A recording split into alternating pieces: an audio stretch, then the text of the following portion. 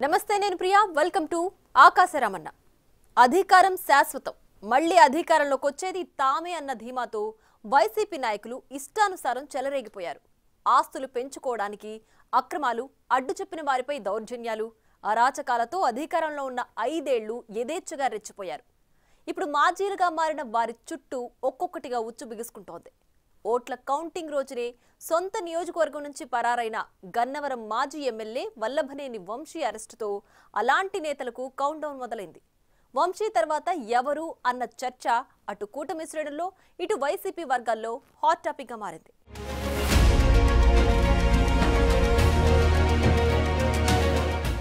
దాడులు చేయించటం తిరిగి బాధితులపైనే కేసులు పెట్టించటం నమ్మించి మోసం చేయటం గన్నవరం మాజీ ఎమ్మెల్యే వల్లభనేని వంశీకి పుట్టుకతో వచ్చిన విద్య అన్న విమర్శలున్నాయి 1997లో హైదరాబాద్ రామానాయుడు స్టూడియో వద్ద పరిటాల రవీంద్రపై హత్యాయత్నం తరువాత రవి అనుచరుడిగా చేరిన వల్లభనేని వంశీ ఆయనకు నమ్మకద్రోహం చేసి తన్నులు తిని రాయలసీమ నుంచి బహిష్కృతుడయ్యారు పరిటాల రవి మరణానంతరం కొడాలి నానితో ఉన్న సాన్నిహిత్యంతో జూనియర్ ఎన్టీఆర్ ద్వారా రికమెండేషన్ చేయించుకుని టీడీపీ ద్వారా పొలిటికల్ ఎంట్రీ ఇచ్చారు 2009 ఎన్నికల్లో మొదటిసారి విజయవాడ ఎంపీగా పోటీ చేసి ఓడిపోయిన వంశీకి తరువాత చంద్రబాబు నాయుడు గన్నవరం ఎమ్మెల్యే అభ్యర్థిగా అవకాశమిచ్చారు అక్కడ్నుంచి 2 సార్లు టీడీపీ ఎమ్మెల్యేగా గెలిచిన వల్లభనేని వంశీ రెండోసారి గెలిచాక అదే కొడాలి నాని అండతో వైసీపీలో చేరి పెద్ద కథలే నడిపించారు అందుకే వంశీ గురించి ముందు నుంచి తెలిసిన వారెవ్వరూ ఆయన్ను నమ్మరన్న ప్రచారముంది ఇటీవల గన్నవరం టీడీపీ కార్యాలయంపై దాడి కేసులో కేసు పెట్టిన వ్యక్తితోనే దాన్ని నీరుగారేలా చేసి తాను తప్పించుకోవాలని కుట్ర పన్నారు కానీ అది ఆయనకే బూమరాంగ్ అయింది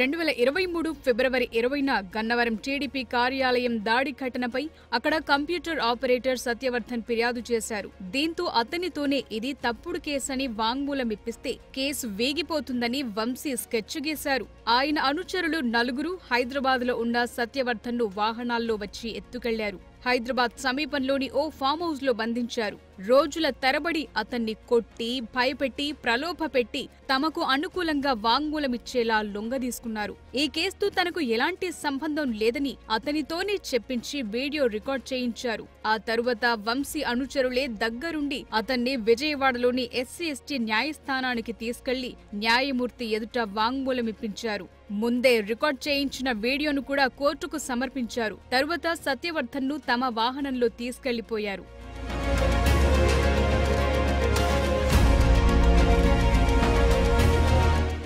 అయితే ఓటమి తరువాత ఎవరికీ కనిపించకుండా పోయిన వంశీ స్కెచ్ వర్కౌట్ కాలేదు సత్యవర్ధన్ కొన్ని రోజులుగా కనిపించకపోవటం ఇంటికి ఫోన్ కూడా చేయకపోవటంతో కుటుంబ సభ్యులు అతని కోసం గాలించారు సత్యవర్ధన్ను వంశీ కిడ్నాప్ చేయించారని తెలిసి అతని తమ్ముడు పటమట పోలీసులను ఆశ్రయించారు తెలుగు మహిళా అధ్యక్షురాలు మేడేపల్లి రమాదేవి కూడా సత్యవర్ధన్ను వంశీ ఆయన అనుచరులే అపహరించారని మరో ఫిర్యాదు చేశారు దీంతో 2 కేసులు నమోదు చేసిన పోలీసులు ప్రత్యేక బృందాలను ఏర్పాటు చేసి వంశీని హైదరాబాద్లో అదుపులోకి తీసుకున్నారు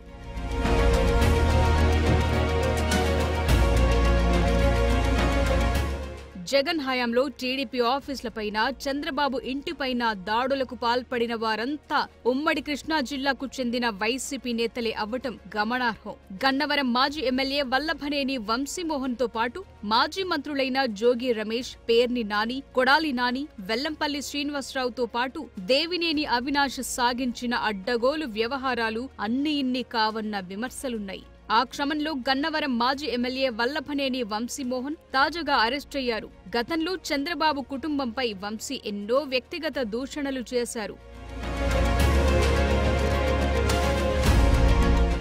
చంద్రబాబు ఇంటిపై దాడికి ప్రయత్నించిన మాజీ మంత్రి జోగి రమేష్ ఇప్పటికే విచారణను ఎదుర్కొంటున్నారు నేడో రేపో ఆయన అరెస్టు కాక తప్పదంటున్నారు అప్పట్లో అధికారాన్ని అడ్డం పెట్టుకుని అగ్రిగోల్డ్ భూములను బలవంతంగా కొనుగోలు చేశారని కూడా ఈయనపై అభియోగాలున్నాయి ఈ కేసులో జోగి రమేష్ తనయుడు ఇప్పటికే అరెస్ట్ అయ్యాడు. జోగి రమేష్ తెలివిగా తప్పించుకున్న అధికారాన్ని మాత్రం అడ్డగోలుగా దుర్వినియోగం చేశారన్న ఆరోపణలున్నాయి. మంగళగిరిలోని టీడీపీ కేంద్ర కార్యాలయంపై దాడులకు పాల్పడిన తరుణంలోనే చంద్రబాబు ఇంటిపై కూడా దాడి చేయటానికి జోగి రమేష్ సారథ్యం వహించారన్న ఆరోపణలున్నాయి. ఈ కేసులో కూడా జోగి తప్పించుకునే పరిస్థితి లేదంటున్నారు. గుడివాడకు చెందిన మరో మాజీ మంత్రి కొడాలి నాని అధికారం మత్తులో చంద్రబాబును, ఆయన కుటుంబాన్ని తిట్టని తిట్టులేదు. ఆయన బూతు పురాణాలతో వైసీపీ నేతలే బెత్తరపోయాయి.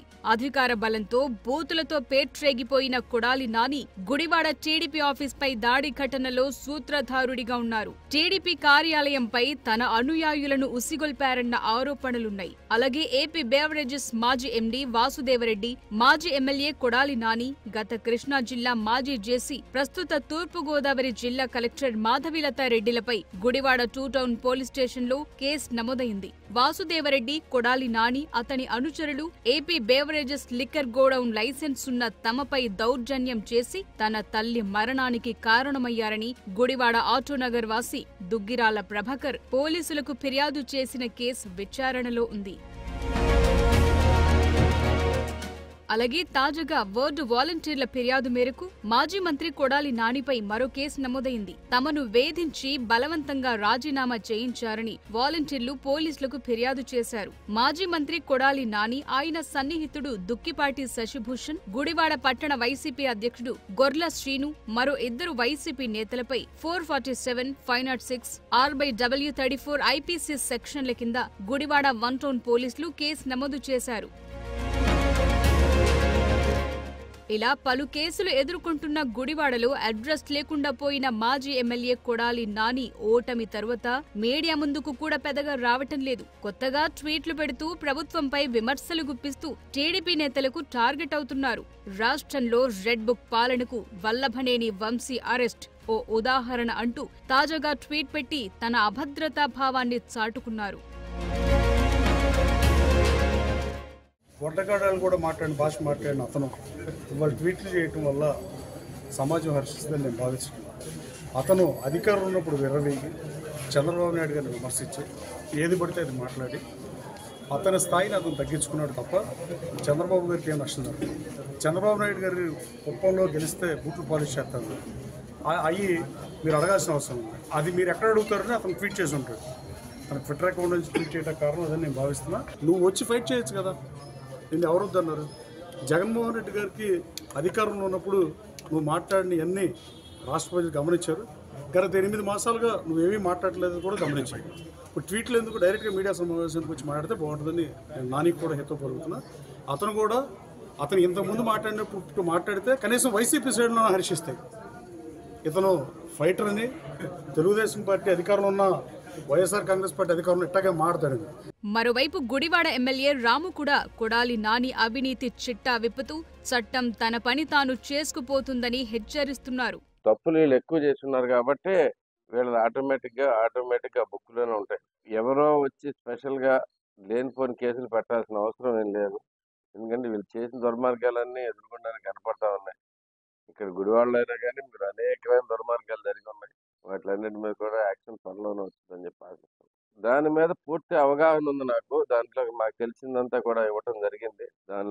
దానిలో జరిగిన మా అన్యాయం మొత్తం అది టెక్నికల్లీ అంతా ప్రూవ్ అయినప్పుడే మనం క్లియర్గా యాక్షన్ తీసుకుంటున్నాం. జరిగిన ప్రతి అన్యాయాన్ని ఒక పద్ధతి ప్రకారం చూసుకుంటా, అంటే ఏదో జరిగిందని ఆరోపణ రాగానే ఆరోపణల మీద పని చేసుకుంటూ కాకుండా ప్రతి విషయాన్ని కూలంకషంగా క్లియర్గా అర్థం చేసుకుని దాంట్లో ఏం తప్పు ఉంది, ఎలా చేసి ఉండాల్సింది, ఎందుకు చేశారు అనేది కూడా పూర్తి అవగాహనతోటి చేయబోతున్నాం. వీటన్నింటి మీద యాక్షన్ ఉంటుంది.